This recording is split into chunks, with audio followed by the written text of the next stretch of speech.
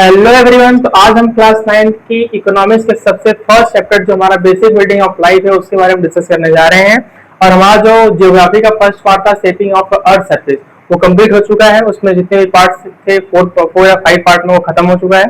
और आज हम इकोनॉमिक्स का जो फर्स्ट चैप्टर है बेसिक बिल्डिंग ऑफ इकोनॉमिक्स के बारे में डिस्कस करेंगे। तो स्टार्ट करते हैं। क्या है इकोनॉमिक्स और इकोनॉमिक्स की कुछ बेसिक बिल्डिंग्स, मतलब उसके कुछ पार्ट है, एलिमेंट्स है और उसकी कुछ एंटिटीज हैं। उसमें कैपिटल, लैंड्स और डाटा, सर्वे, ये सब के बारे में बातें किया जाएगा। ठीक है, तो शुरू करते हैं इसमें इकोनॉमिक्स। तो फर्स्ट पार्ट हमारा है कि इकोनॉमिक्स क्या है। पहले ये समझ लेते हैं कि इकोनॉमिक्स होता क्या है। इकोनॉमिक्स क्या है?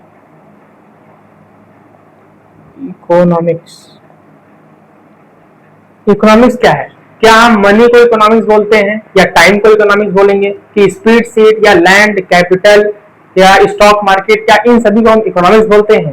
तो हम इन सभी हम पार्टिकुलरली किसी मतलब कैपिटल को, लैंड को या स्टॉक मार्केट को या हम टाइम को या मनी को इंडिविजुअली हम उसको इकोनॉमिक्स नहीं बोल सकते। इन सबके कोलैबोरेशन, इन सबको जब मिला दोगे तब ये इकोनॉमिक्स फॉर्म कर लेता है। तो इकोनॉमिक्स का मतलब ये होता है कि कैसे पैसा, टाइम और रिसोर्सेज का मैनेजमेंट हो सके।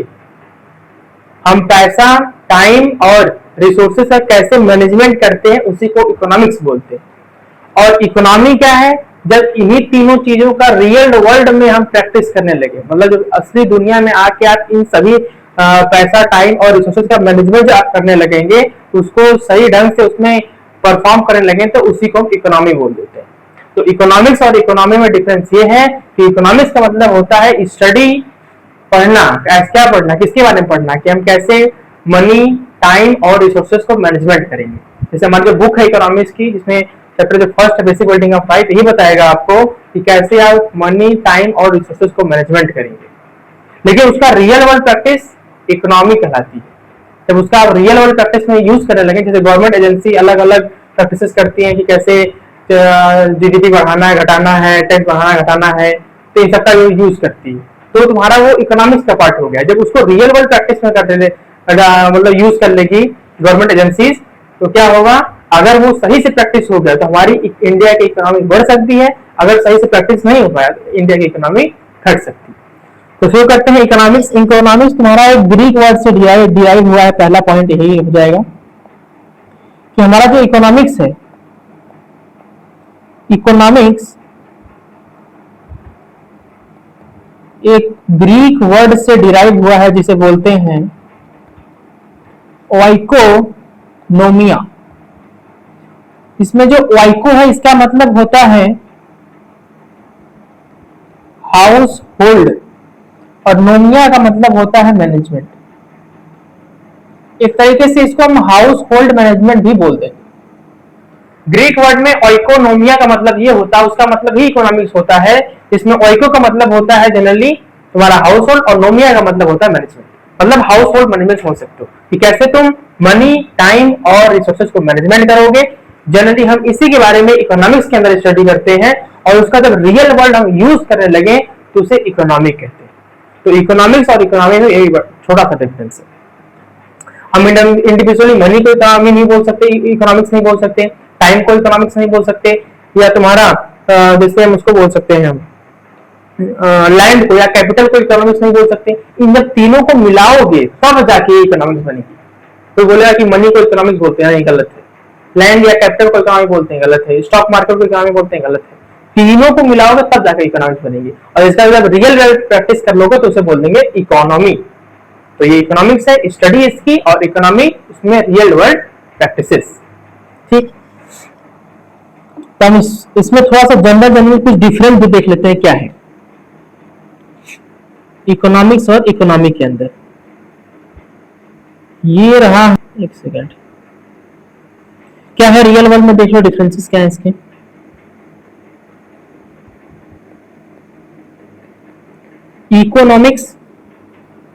इकोनॉमिक्स हमारा ये है और इधर है हमारा इकोनॉमी। दोनों में क्या डिफरेंस है?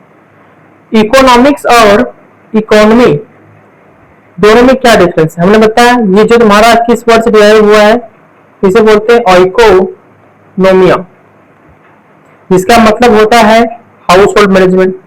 सेकेंड, इसको हम स्टडी करते हैं अपने स्कूल्स में, या ये तुम्हारे थ्योरी का पार्ट है।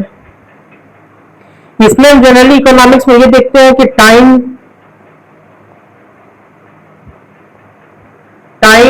मनी और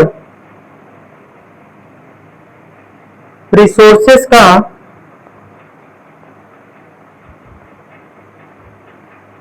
मैनेजमेंट कैसे करें। टाइम, मनी और रिसोर्सेस का मैनेजमेंट ही इकोनॉमिक्स कहलाता है, ठीक। और इकोनॉमी का मतलब होता है रियल वर्ल्ड, मतलब असली दुनिया में यूज इसका, कि कैसे हम इन्हीं तीनों चीजों का, इसका टाइम, मनी और रिसोर्सेस का कैसे हम रियल वर्ल्ड में यूज करेंगे। अगर इसका हम रियल वर्ल्ड में यूज, किसका, टाइम, मनी और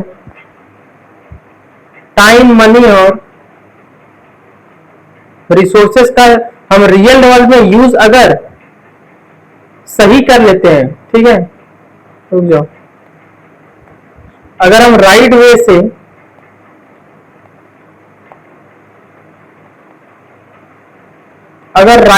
हम इसका यूज कर लेते हैं तो हमारी इकोनॉमी इंक्रीज कर जाएगी। अगर हम रॉन्ग वे से इसका यूज करेंगे तो हमारी इकोनॉमी घट जाएगी। तो यही हमारा दोनों के अंदर डिफरेंस है कि इकोनॉमी और इकोनॉमिक्स में क्या क्या डिफरेंस है, ठीक। इकोनॉमिक्स का मतलब मनी, टाइम और रिसोर्सेस, इन तीनों का एक जनरल स्टडी, जिसके हम क्लास 9 की बुक्स में आप उसको जनरल स्टडी करोगे, और उसका जब रियल वर्ल्ड प्रैक्टिस कर लेंगे तो इकोनॉमिक्स प्रैक्टिस अगर बढ़िया कर लिए रियल वर्ल्ड में कैसे किसका कहां कहां यूज होता है तो इकोनॉमी बढ़ जाएगी। अगर नहीं सही प्रैक्टिस कर पाए तो इकोनॉमी घट जाएगी। नेक्स्ट पार्ट, दूसरे पार्ट पे आते हैं। एक छोटा सा टॉपिक दिया है, व्हाट इज मार्केट, हाईलाइटेड है, बीच में दिया गया है। मार्केट क्या है, व्हाट इज मार्केट। तो मार्केट एक ऐसा प्लेस है इकोनॉमिक्स की लैंग्वेज जहां पे हम चीजों को सेल करते हैं, बाई होता है, ट्रांसपोर्टेशन के लिए यूज होता है, और मार्केट तुम्हारा इंडस्ट्री के लिए बहुत ही वाइटल है।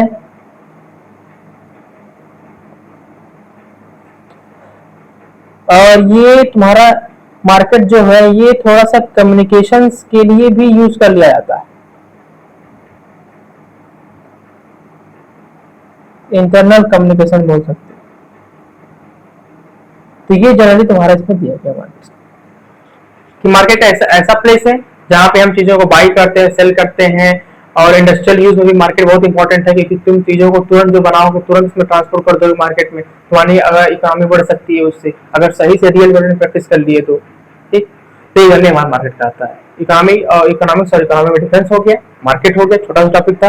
अब इसमें मार्केट में एक छोटा सा और दिया है डिफरेंस करके, कि नीड और डिजायर में क्या डिफरेंस होता है।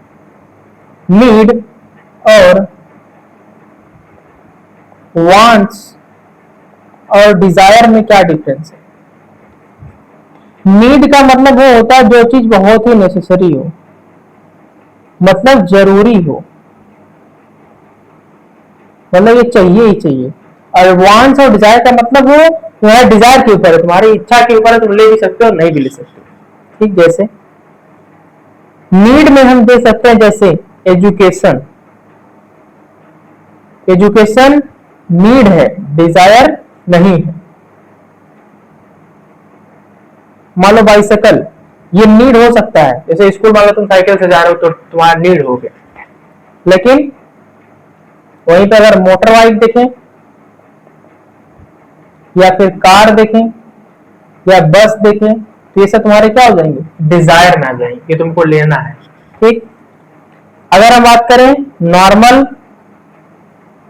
क्लोथ की, जो नॉर्मल तुम कपड़ा पहन रहे हो तुम्हारी वो नीड है। लेकिन अगर हम बात करें डिजाइन्ड वाले क्लोथ्स की तो वो तुम्हारा डिजायर बन जाएगा। ठीक, जैसे अब दूसरा हम देखते हैं इसमें, दूसरा इसमें से थोड़ा नॉर्मल क्लोथ हो गया, बाइसाइकिल हो गया, एजुकेशन हो गया, इसमें ये हो गया। नीड और डिजायर में और कुछ भी एग्जांपल इसमें सेट कर सकते हो। जैसे तुम्हारा एग्जांपल बता दे रहा हूँ। एग्जांपल तुम जैसे वो ले लो, एजुकेशन हो गया, फूड हो गया, जैसे तुम्हारा मोबाइल फोन। तो अगर नॉर्मल मोबाइल फोन है तुम्हारा,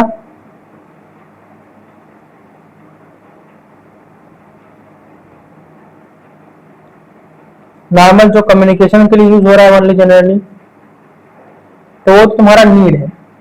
ठीक, जैसे हमारा तुम्हें एंड्रॉयड हो गया या फिर आईपैड हो गया या फिर टैबलेट हो गया, ये सब जनरली तुम्हारे क्या हो जाएंगे, डिजायर या वांट्स के अंदर। तो मार्केट में जनरली दो चीजें बताई है, मतलब डिफरेंस दिया गया था कि नीड और डिजायर में क्या डिफरेंस होता है। नीड जो चीजें नेसेसरी हो, वांट्स और डिजायर जो तुम्हारी नेसेसरी न हो, ले भी सकते हो नहीं भी ले सकते हो। ठीक है, तो उसमें एग्जांपल पूछ सकते, जैसे एजुकेशन है, जरूरी है, नेसेसरी है, लेना ही है, और तुम्हारा वो वांट और डिजायर में नहीं जाएगा। और बाइसाइकिल वहां तुम स्कूल जा रहे हो, उससे तो तुम्हारा नीड है, नेसेसरी है। लेकिन मोटर बाइक, कार, बस और स्कूटर या ट्रेन तुम्हारा क्या हो जाएंगे, क्या हो जाएंगे, तुम्हारे पर्सपेक्टिव के हिसाब से हो सकता है कि वांट्स और डिजायर हो। मान लो कोई और साइकिल से जाके बस से जा रहा है तो उसका नीड हो जाएगा। लेकिन फिर वो अगर कार की बात कर रहा है या फिर कुछ और ट्रांसपोर्ट में वो सिस्टम की बात कर रहा है तो फिर उसका डिजायर भी हो सकता है। तो उसकी पर्सन टू पर्सन पर्सपेक्टिव के हिसाब से ये नीड और डिजायर बदलता रहता है। ठीक है, तो एग्जाम्पल पर ध्यान रखना नीड और डिजायर में क्या है। फिर एक दूसरी टॉपिक आती है हमारी रिसोर्स। ये रिसोर्स क्या है? रिसोर्स है सिंपल लैंग्वेज आंसर बताएं व्हाट इज रिसोर्स। तो रिसोर्स हम उस सभी चीजों को बोलेंगे जो हमारे जनरल किसी सिस्टम का पार्ट है या वो कहीं यूज हो रही है। यूज होने वाली हर एक चीजों को रिसोर्स ही बोला जाता है।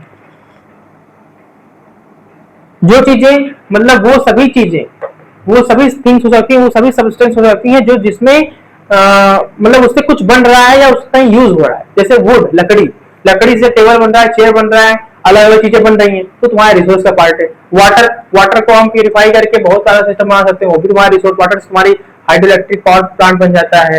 कोल जो तुम्हारा फॉसिल फ्यूल की तरह काम करता है, पेट्रोलियम तुम्हारा फॉसिल फ्यूल की तरह काम करता है, वो सब क्या है, तुम्हारा रिसोर्स है, क्योंकि उससे तुम फिर पेट्रोल, डीजल, केरोसिन बहुत सारी चीजें बना ले रहे हो, तो उसकी तुम्हारा क्या है, वो रिसोर्स है। तो रिसोर्स उन सभी चीजों को बोलेंगे जो तुम्हारे काम की आ रही है या जिसका उससे कुछ चीजें बनाई जा रही हैं, कुछ नया चीजें अगर बन रहा है उससे, तो सब तुम्हारा रिसोर्स ही कहलाएगा।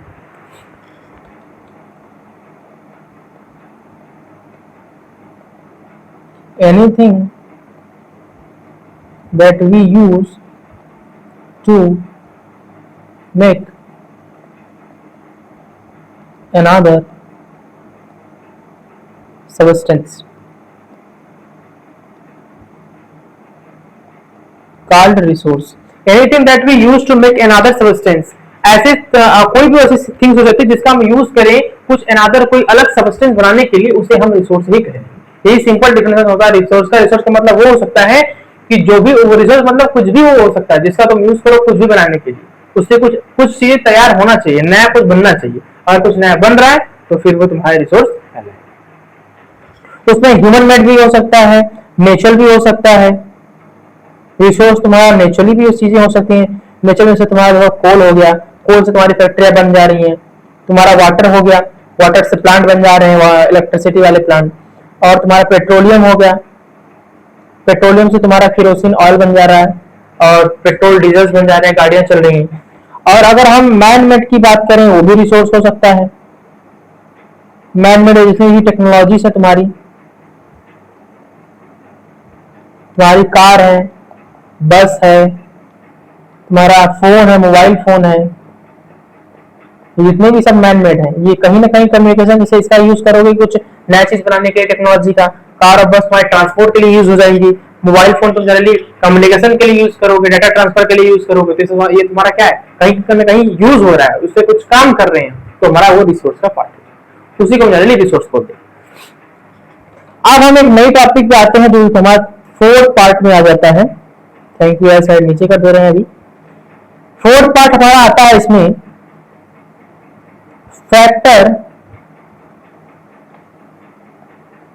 Factor affecting productivity. कौन कौन से ऐसे फैक्टर हैं जो तुम्हारे प्रोडक्टिविटी को अफेक्ट करेंगे, मतलब जो तुम्हारा प्रोडक्शन हो रहा है उसको होने नहीं देंगे। मान लो तुम कहीं इंडस्ट्री सेटअप कर रहे हो, तो इंडस्ट्री सेटअप में तुम्हारे प्रोडक्शन कैसे होगा, कौन कौन सी चीजें होंगी तुम्हारे जो इंडस्ट्री सेटअप को प्रमोट करेंगी या तुम्हारा इंडस्ट्री सेटअप हो पाएगा। तो वही सब फैक्टर्स को हम यहाँ पे डिस्कस करेंगे, तुम्हारी कैसे प्रोडक्टिविटी को इफेक्ट करेगा।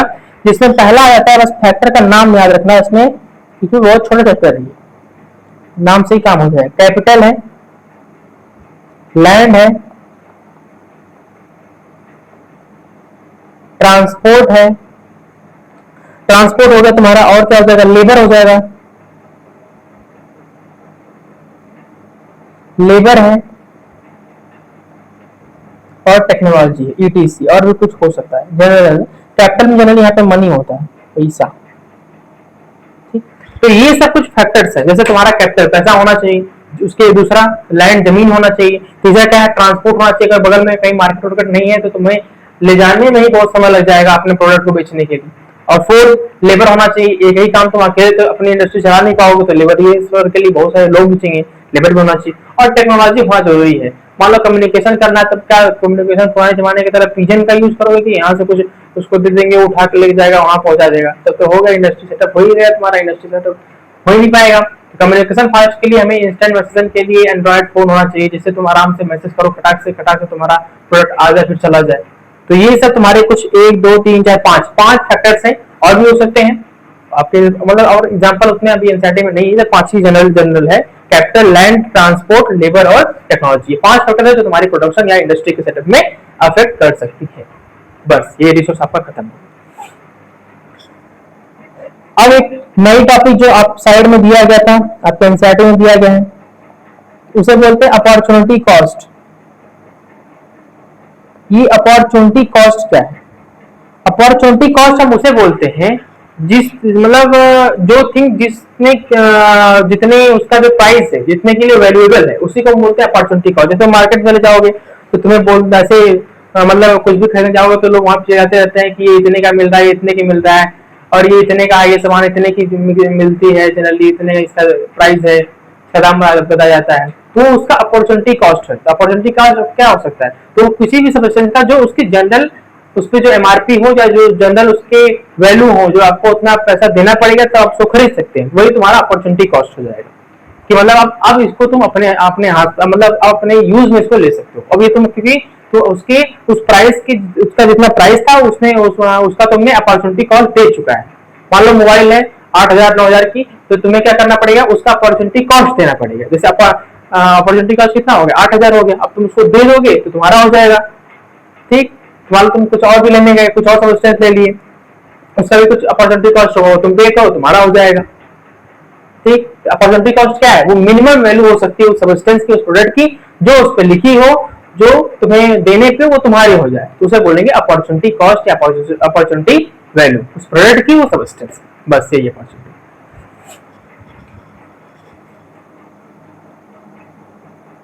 तो value of things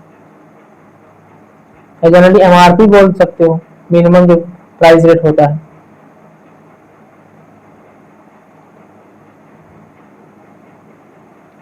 for buying and selling,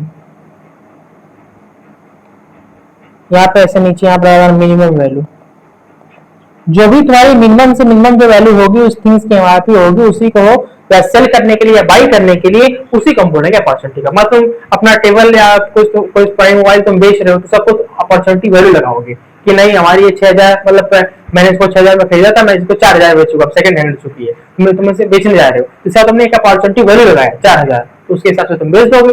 4,000 जो देगा उसको तुम दे दोगे, उसे तुमने अपॉर्चुनिटी वैल्यू लगा दी और उसी हिसाब से बिक जाएगा। तो यही तुम्हारा जनरली अपॉर्चुनिटी वैल्यू हो जाता है। ठीक,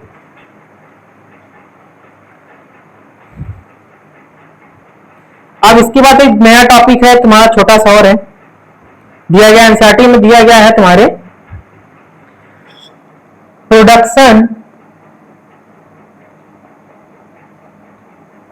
प्रोडक्शन पॉसिबिलिटी कर्व। मान लो छोटा सा ग्राफ है, ठीक है, छोटा सा ग्राफ दिया गया है। इसमें जनरली जो तुम्हारा ग्राफ है ना, वो ग्राफ दो एनसीईआरटी खोल के देखोगे तो वहां पे ग्राफ एक नीचे बारले होगा, बारले को हिंदी में बोलते हैं बजड़ी, ठीक है, जो जनरली हम गाय भैंस को खिलाने के लिए भी यूज करते हैं और जनरली उसका फूड में भी यूज होता है, ठीक है। और व्हीट का मतलब गेहूं जानते ही हो, ठीक। यहाँ पे हिंदी लिखने का जरूरत नहीं है तो हिंदी लिख देना, कोई दिक्कत नहीं है वैसे। तो वहां पे ग्राफ तुमको ऐसे कुछ देखने को मिलेगा, ऐसे, ठीक। इसका मतलब ये है कि कहीं ना कहीं हमारा जो बार्ले का प्रोडक्शन है, बार्ले का प्रोडक्शन इंक्रीज कर रहा है, बट जो हमारा व्हीट है, गेहूं, गेहूं का जो प्रोडक्शन है वो डिक्रीज कर रहा है। इस ग्राफ से हमको ये पता चलता है, क्योंकि देखो वाई एक्सिस में तुम्हारा व्हीट है और ये इधर है, ये इधर तो इंक्रीज कर रहा है, लेकिन ऊपर जो वाई एक्सिस जितना ऊपर जाएगा उतना तुम्हारा गेहूं का वो वैल्यू बढ़ता चला जा रहा है, लेकिन वो घट रहा है, नीचे आ रहा है, वाई एक्सिस कंपोनेंट नीचे आ रहा है, मतलब तुम्हारा गेहूं का जो प्रोडक्शन है या जिसका कॉस्ट है नीचे आ रहा है।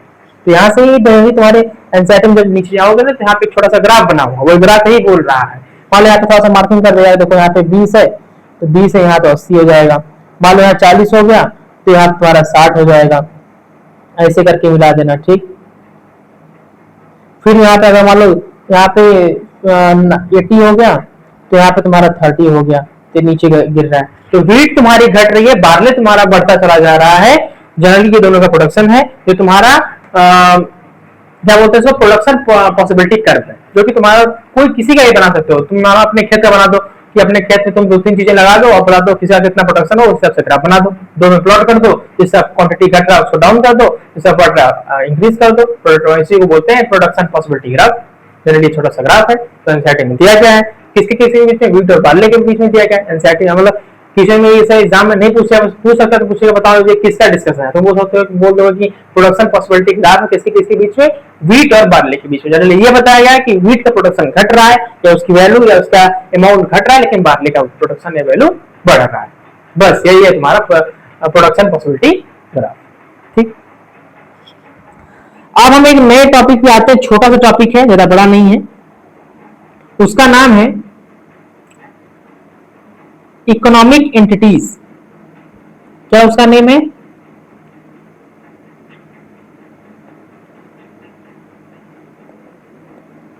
इकोनॉमिक एंटिटीज को उसी तरह कंपेयर करो जैसे कोई फैक्ट्री लगा रहे हो। फैक्ट्री लगाने की वजह से तुम्हें कुछ कंपोनेंट चाहिए जो तुम्हारी फैक्ट्री या प्रोडक्ट को इफेक्ट करे। जैसे तुम्हारा था कैपिटल, था लेबर, था तुम्हारा लैंड, था और तुम्हारा मनी था और टेक्नोलॉजी थी और कम्युनिकेशन था। ये सब पांच छह चीजें थी जो इसको अफेक्ट करती थी। तो उसी तरह हमारा जो इकोनॉमिक एंटिटीज है, इकोनॉमिक एंटिटीज का मतलब इकोनॉमिक चीजों को, मतलब पैसा, टाइम और रिसोर्सेज को चलाने के लिए कुछ चीजों की जरूरत होगी जो इसको सही में रियल वर्ल्ड में परफॉर्म कर सके। रियल वर्ल्ड में इन तीनों का कमाल, और तुम पढ़ना तो पढ़ ली इकोनॉमिक्स के बारे में कि हाँ कैसे पैसा, टाइम और रिसोर्सेज का मैनेजमेंट करना पड़े। रियल टाइम में उसको रियल वर्ल्ड में यूज करोगे तब तुम्हारी इकोनॉमी बढ़ेगी घटेगी। अगर सही से यूज कर पाओगे तो इकोनॉमी बढ़ जाएगी, सही से यूज नहीं कर पाओगे इन तीनों का तो इकोनॉमी घट जाएगी। तो उसका रियल वर्ल्ड में यूज करने के लिए कुछ चीजें चाहिए, कुछ लोग चाहिए, जैसे कंज्यूमर है। और क्या है तुम्हारा, देखो मैं यहाँ पे लिख दे रहा हूँ, 3-4 चीजें हैं इकोनॉमिक एंटिटीज के अंदर। पहला है तुम्हारा छोटा सा कंज्यूमर है। कंज्यूमर के बाद क्या है, प्रोड्यूसर होता है। प्रोड्यूसर के बाद क्या होता है, तुम्हारी गवर्नमेंट एजेंसीज होती हैं।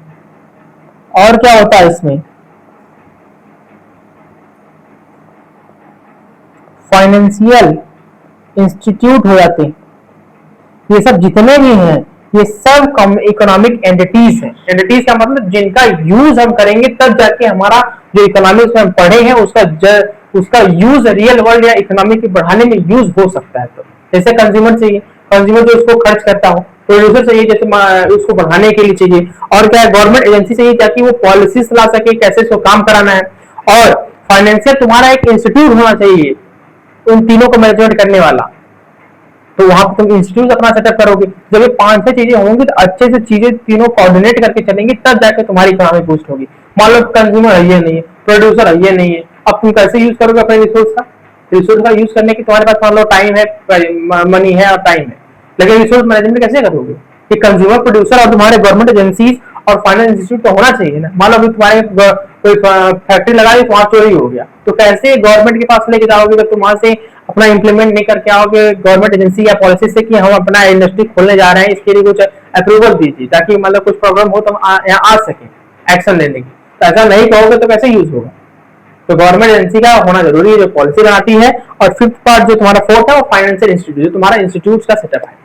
ये तुम्हारे 5 या 4 है जो तुम्हारी कंज्यूमर एंटिटीज है। तो ऐसी एंटिटीज है जिनका होना जरूरी है, जिसकी वजह से ही तब तुम्हारा जो इकोनॉमिक्स में तुम पढ़ते हो तीनों, रिसोर्स मैनेजमेंट, टाइम और मनी, इन तीनों का यूज रियल वर्ल्ड में कैसे करें ताकि इकोनॉमी बूस्ट हो या घटे, उसका हम तभी कर पाएंगे जब हमारे पास इकोनॉमिक एंटिटीज हो। कौन कौन सी? कंज्यूमर, प्रोड्यूसर, फाइनेंशियल इंस्टीट्यूट और government agency for making policies.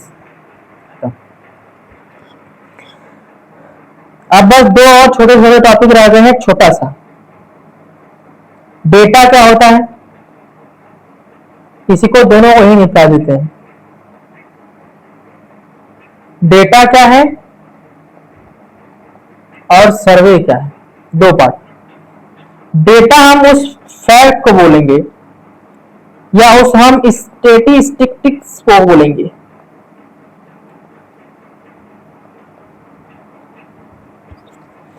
या तो हम उसे फैक्ट बोलेंगे या इसे बोलेंगे स्टैटिस्टिक्स। ठीक, जो तुम्हारा क्या रिप्रेजेंट करेगा, जो हमारा रिप्रेजेंट करता है एनालिसिस, जो हमारा रिप्रेजेंट करता है एक्यूरेसी, और जो हमारा रिप्रेजेंट करता है प्रेसीजन।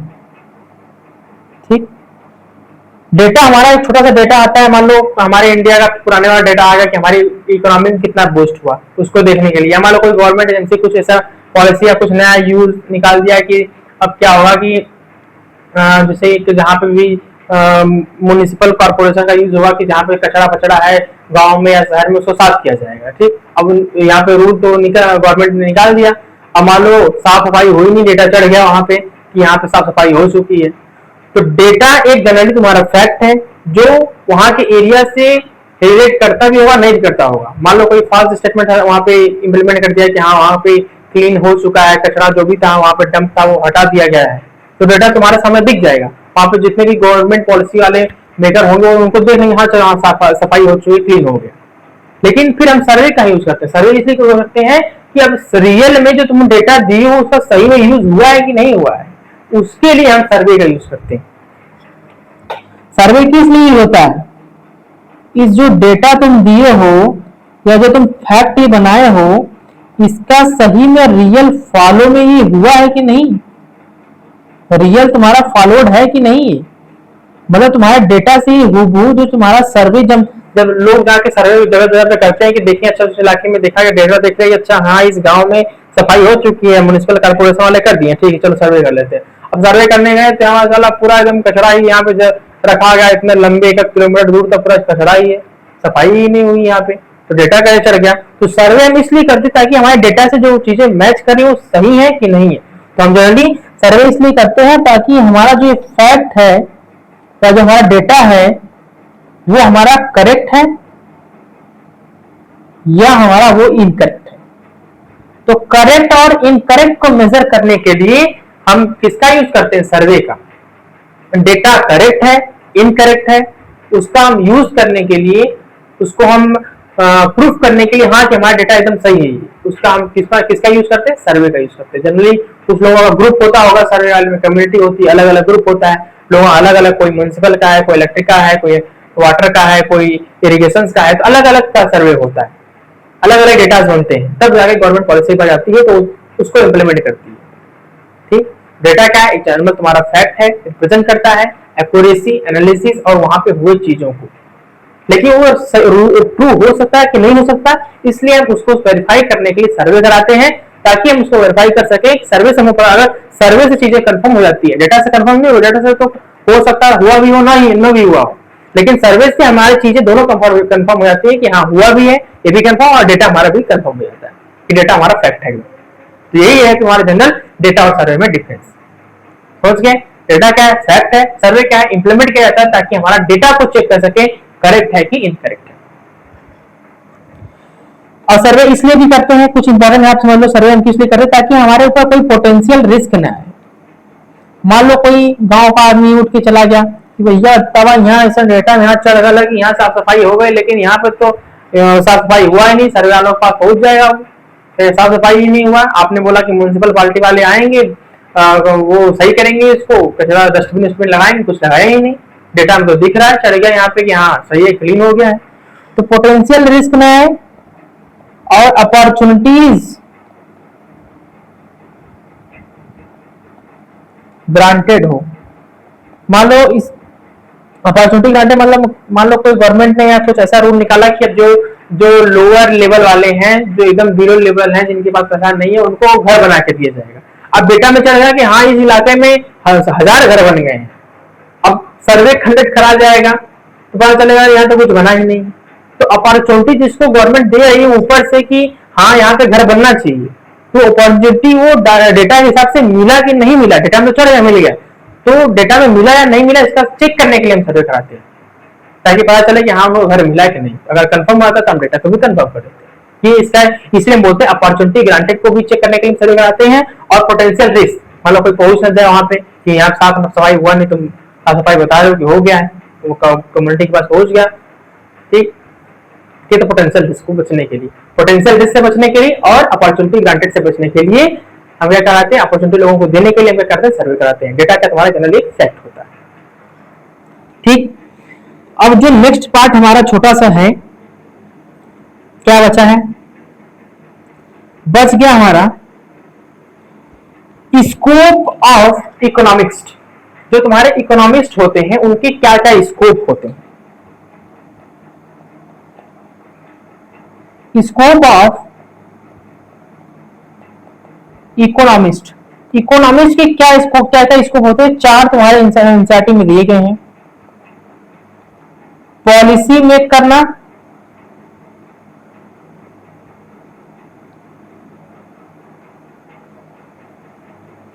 बिजनेस कंसल्टिंग,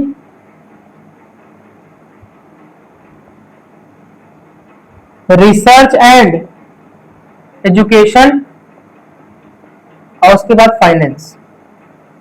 फाइनेंस में जो इन्वेस्टर होते हैं, इन्वेस्ट करते रहते हैं जगह जगह, उनकी बातें की जाती है। तो कोई भी इकोनॉमिस्ट होगा वो क्या इसका जनरली क्या स्कोप होगा, पॉलिसी सही बननी चाहिए, और क्या है, बिजनेस कंसल्टिंग होना चाहिए। तीसरा तुम्हारा रिसर्च और एजुकेशन का के ऊपर काम करेगा, पॉलिसी बनाएगा, बिजनेस कंसल्टिंग होगा, रिसर्च और एजुकेशन, और तुम्हारा फोर्थ है फाइनेंस। इन 4 फैक्टर के ऊपर जनरली इकोनॉमिक्स अपना काम करता है, उसका फोकस होता है उस पर काम करने के लिए। पहला पॉलिसी सही बननी चाहिए, तभी तो चीजें सही इंप्लीमेंट होगी। बिजनेस काउंसलिंग भी करने जाएगा, लोगों को प्रचार करेगा कि हमारा ये फैक्टर चल रहा है, ये हमारा इंडस्ट्री है, इसमें आओ काम करो, ऐसे वैसे। और उसके पास नॉलेज भी होना चाहिए, रिसर्च भी करना चाहिए उसको, जगह जहाँ चीजें नहीं उसको सही करे। पता चला इंडस्ट्री खोल दे, नॉलेज चाहिए नहीं, अब कैसे चल रहा है पता नहीं चल रहा है, तो इसके बाद एजुकेशन भी होना चाहिए और फाइनेंस भी होना चाहिए, पैसा वहां से इन्वेस्ट करने के लिए। वो भी नहीं होगा, मनी कैपिटल नहीं होगा तो फिर इंडस्ट्री खोल ही नहीं पाओगे। तो जो तुम्हारे इकोनॉमिस्ट होते हैं उनका जनरली 4 स्कोप होता है, पॉलिसी बनाना, रिसर्च एजुकेशन करना, और क्या है, बिजनेस काउंसलिंग करना और फाइनेंस। बस ये 4 स्कोप अगर पूरा है, इनके पास है, तो ये कुछ भी सेटअप अपना कर सकते हैं। जनरली तुम्हारे एनसीईआरटी में 4 टॉपिक्स दिए गए थे, इकोनॉमिक्स से क्या स्कोप होते हैं, पॉलिसी बनाना, बिजनेस काउंसलिंग करना, रिसर्च और एजुकेशन लेना, और तुम्हारा फाइनेंस को मेंटेन, ताकि आपकी जो भी अपना कुछ नया सेटअप बना रहे हो उसको तुम अच्छे से इंप्लीमेंट कर जाओ। ये तुम्हारा 4 फैक्टर है जो कि तुम्हारे एग्जाम के लिए इंपॉर्टेंट है, ठीक। अब आते हैं 3 की क्वेश्चन इन इकोनॉमिक्स। लोगों के अनलिमिटेड डिजायर और लिमिटेड रिसोर्स की वजह से 3 की क्वेश्चन इकोनॉमिक्स के अंदर आते हैं, जो एनसीईआरटी में लिखे गए हैं। 3 की क्वेश्चन इन इकोनॉमिक्स। इकोनॉमिक्स के अंदर 3 क्या ऐसे की क्वेश्चन हैं जिनके ऊपर डिस्कशन होगा। ये तीनों की क्वेश्चन किसकी वजह से आते हैं ये ध्यान रखना, वाई, क्यों आते हैं। तो पहला चीज अनलिमिटेड डिजायर या वांट की वजह से, इच्छा, और दूसरा लिमिटेड रिसोर्सेस की वजह से। तो ये दो फैक्टर है जिसकी वजह से ये तीन क्वेश्चन आते हैं। वो तीन क्वेश्चन क्या हैं? पहला,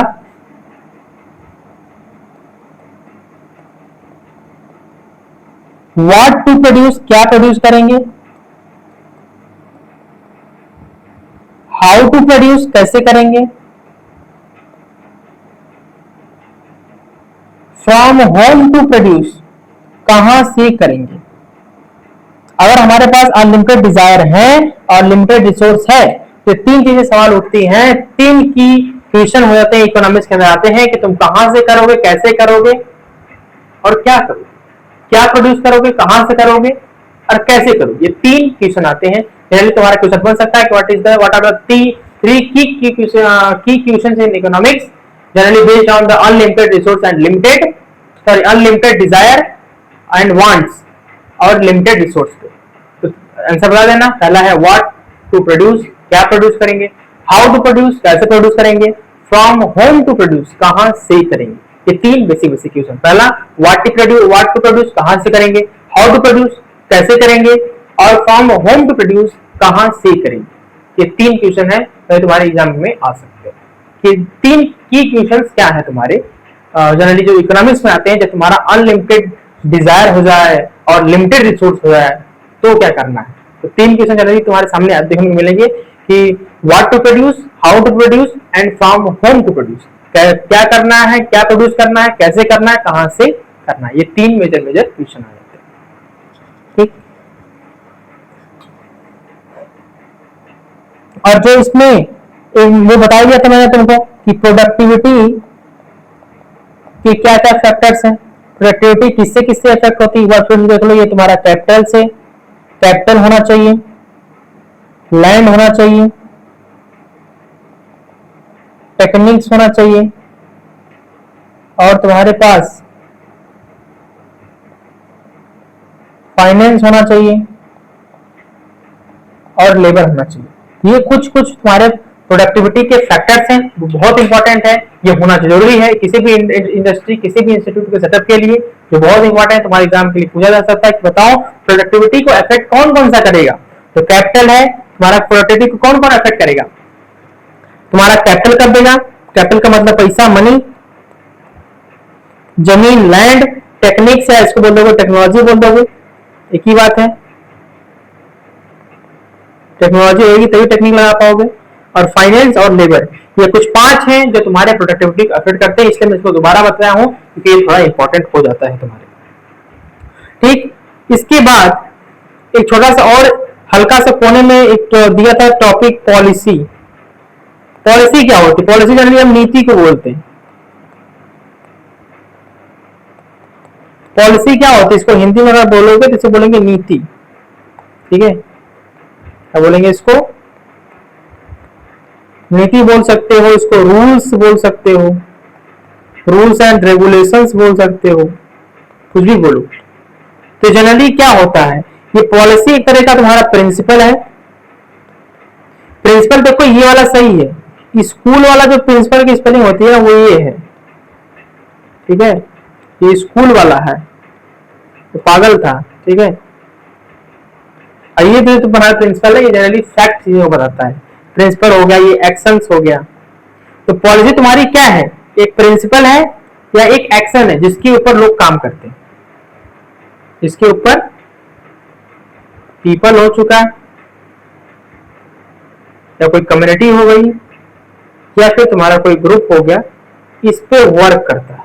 वर्क ऑन, इसी के ऊपर वर्क करता है। जैसे हमारा कॉन्स्टिट्यूशन है, उसके अंदर 6 फंडामेंटल राइट्स हैं और आर्टिकल्स हैं उसके, तो उसके तहत उसके अंडर में हम वर्क करते हैं। पूरी इंडिया जो पॉपुलेशन है उसी के अंडर वर्क करती है, उसी के रूल्स एंड रेगुलेशन को फॉलो करती है। तो क्या है, तरह से वो तुम्हारा पॉलिसी है, नियम है कि हमको इन सभी चीजों को फॉलो करना है।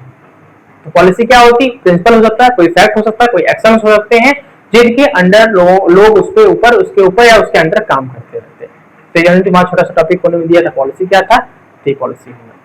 तो बस देखो क्या है इसमें, इकोनॉमिक्स और इकोनॉमी में क्या डिफरेंस था। इकोनॉमिक्स हम उसको बोलते हैं कि पैसा, टाइम और रिसोर्सेज को कैसे मैनेजमेंट करो। कोई जल्दी तुम्हें स्कूल में बुक्स के अंदर सिखाया जाएगा कैसे तीनों चीजों को मैनेज करोगे, उसे हम इकोनॉमिक्स बोलते हैं। और इसका रियल वर्ल्ड अगर प्रैक्टिस करना है, रियल वर्ल्ड में जब इसको प्रैक्टिस करने लगे तो इसे बोल देते हैं इकोनॉमी। क्या बोल देते हैं? इकोनॉमी बोल देते हैं। अगर तुम इसका रियल वर्ल्ड प्रैक्टिस जो यहाँ पे पढ़े हो सही कर लिए तो इकोनॉमी बूस्ट हो जाएगी, अगर नहीं कर पाए तो इकोनॉमी तुम्हारी घट जाएगी। जनरल से हमारा एक डिफरेंस है इकोनॉमी और इकोनॉमिक्स और इकोनॉमिक के अंदर। ठीक, तो ये पार्ट यहीं पे खत्म हो जाता है आपका। और जो कल का पार्ट रहेगा, कल ये पार्ट 1 था, पार्ट 2 में जनरली हम छोटा सा टॉपिक रहेगा टाइप ऑफ इकोनॉमिक सिस्टम, जो कि तुम्हारा स्टार है, इंपॉर्टेंट चीजें हैं। ठीक, रोल ऑफ गवर्नमेंट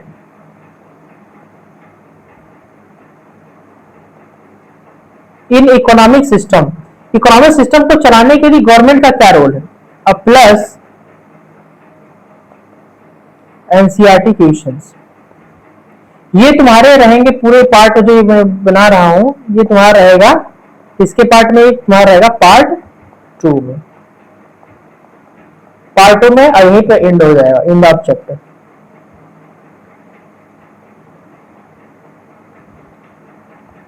सेकेंड वाले में, ठीक है। तो पार्ट फर्स्ट में जो डिस्कस मैंने कर दिया है, देख लो इसको क्या है, इकोनॉमिक्स बता दिया। तो यहाँ पे आपका लेक्चर वाइंड अप हो जाएगा। छोटा सा लेक्चर है, छोटा सा ही रहेगा, ठीक है, क्योंकि छोटा सा लेक्चर रहेगा तो क्या आराम चीजें समझ आ जाती है। बड़ा हो जाता है, बहुत ज्यादा लंबा होता है, कितना हो गया 41 का हो गया। ठीक, तो हमने बता दिया इकोनॉमिक्स क्या है, इकोनॉमी क्या है, और वो प्रोडक्ट पॉसिबिलिटी ग्राफ है, जनरली ग्राफ से क्वेश्चन नहीं आते हैं। डाटा क्या होता है, फैक्ट होता है। पॉलिसी क्या है, एक भी तुम्हारा प्रिंसिपल और नियम होता है। और एंटिटीज क्या है, इकोनॉमिक्स की कंज्यूमर है, तुम्हारा प्रोड्यूसर है, फाइनेंस है, और पॉलिसीज हैं, ये तुम्हारा एंटिटीज है, इनका होना बहुत जरूरी है, तभी तुम्हारी इंडस्ट्री का हो पाएगा। और हमने इसमें क्या क्या डिस्कस किया था, और दोनों में डिफरेंसेस देखे थे। और प्रोडक्शन, जो तुम्हारे प्रोडक्शन को अफेक्ट कर सकता है, इंडस्ट्री या तुम जो भी इकोनॉमी करने जा रहे हो, जो बेस मतलब बनाने जा रहे हो, उसको उसमें जो तुम प्रोडक्शन करोगे उसको कौन कौन अफेक्ट कर सकता है, कैपिटल, लैंड, लेबर, टाइम और टेक्नोलॉजीज। ये 5-6 फैक्टर्स हैं जो तुम्हारी प्रोडक्टिविटी को अफेक्ट कर सकते हैं। ठीक, तो हमारा छोटा सा पार्ट फर्स्ट था इकोनॉमिक्स का, जो कि खत्म हो गया। अब नेक्स्ट पार्ट में जो तुम्हारे 2-3 टॉपिक्स रहेंगे, टाइप ऑफ इकोनॉमिक सिस्टम, जो कि बहुत इंपॉर्टेंट है। इसमें 2-3 पार्ट है इसके, इससे क्वेश्चन आएगा। ठीक है, और दूसरा जो तुम्हारा दूसरा पॉइंट डिस्कस किया जाएगा, जो कि इकोनॉमी में गवर्नमेंट एजेंसी कैसे काम करती है, कौन सा इसमें फ्री इकोनॉमी, कौन सा इकोनॉमी इसमें फ्री नहीं है जो गवर्नमेंट के अंदर चलता है, कौन सा विदाउट गवर्नमेंट चलता है, उसके बारे में। और एनसीईआरटी क्वेश्चन, क्योंकि एनसीईआरटी क्वेश्चन कुछ ऐसे क्वेश्चन है जो थोड़ा सा इस चैप्टर से हट के भी है, थोड़ा सा अलग टाइप से पूछा गया है, उसको भी देखना जरूरी है। ठीक है, मिलते हैं कल नेक्स्ट पार्ट में। तब तक के लिए ओके बाय, थैंक यू, जय हिंद, जय भारत।